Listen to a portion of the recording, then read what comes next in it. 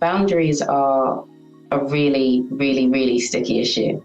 And a lot of times you can be taught how to set boundaries, even how to figure out what your boundaries are. But how do you maintain them? Welcome back to Sales Operations for Small Businesses.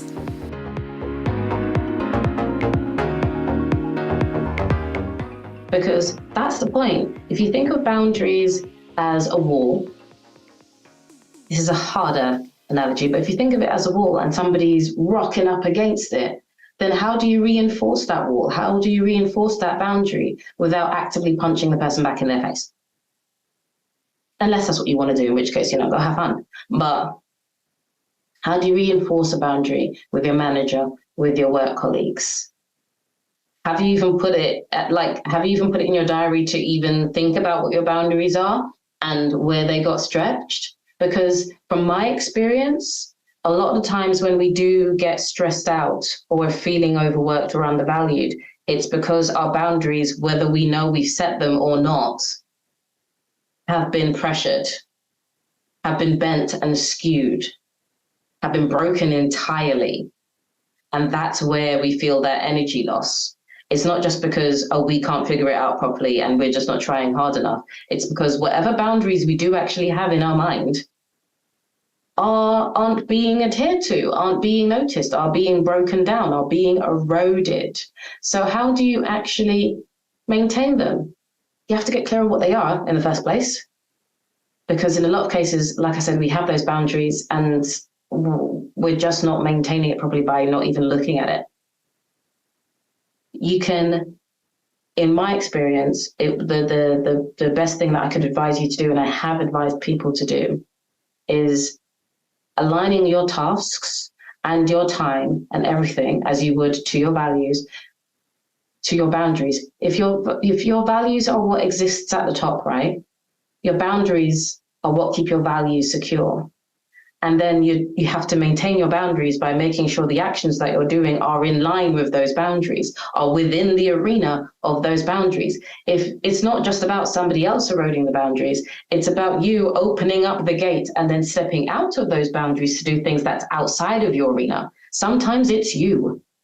Sometimes it's you.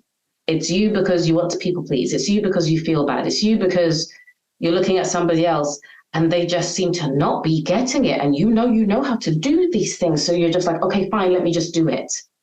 It's all of those things. And I am not preaching from a place where I've never experienced that. I've done that a lot. I've done the, you're making an absolute mess out of this. Just give it to me. I'll do it. I'll do it in a quarter of the time. And I'll probably smile about it too. Go away and get out of my hair because you're making this whole thing look bad. I'll just do it.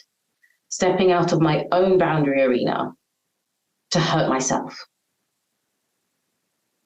And the thing is some people can see that and some people can take advantage of that, purposefully or accidentally. Because for some people, incompetence is just a way of life. Others, it's a tool and a tactic. So how do you maintain these boundaries? Hand them into your working life. How you're going to approach some topics. If you've gotten clear on your boundaries, when you're having certain conversations, how are you going to go into those? Because if you know one of your boundaries is to do the work that is within your remit, unless there's some kind of emergency, because obviously people can be flexible, but doing the work that's within your remit plus 5%, if the need be there, then you're not going to go into conversation saying, okay, so how can I help you?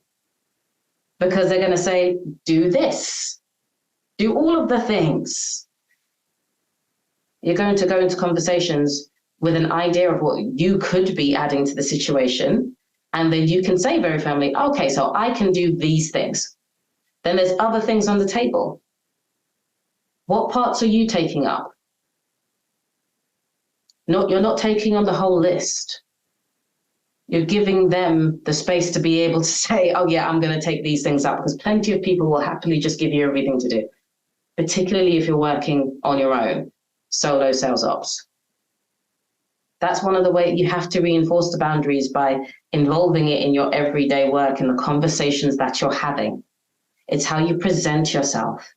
And you see all of these things that I'm talking about and what I've been talking about recently on the show, these aren't standard operational skills. These are professional. These are personal and professional skills. It's building up of the person that can withstand sales operations, because not everybody can.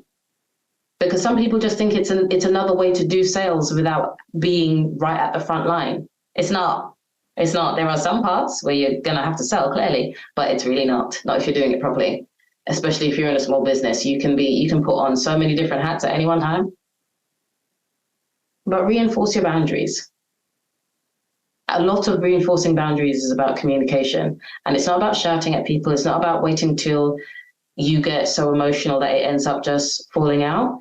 It's about finding the language to be firm, but steadily firm, calmly firm. I'm doing these things, and there are these other things on the table. What can you take up? That's not being rude. And again, you find your own language for it based on the culture of where you come from and your organization. That's how I would say it. So what parts can you deal with? That's exactly how I would say it and have said it. And then people go, well, I can take this bit and I can take that bit. Because you know what that does as well? It enables people. It empowers them to actually look at something and say, yes, I can do these things. And trust me, people want to work with you if they feel empowered when they're working with you. If they feel like they're having to take up too much work, or they feel less than, or they just don't appreciate you at all, so they're just throwing everything in your direction, they won't necessarily want to work with you, even if they're the kind of person that throws things at you. They don't have the joy of working with you. You're just seen as a shadow person. But you can enable other people by standing up for yourself.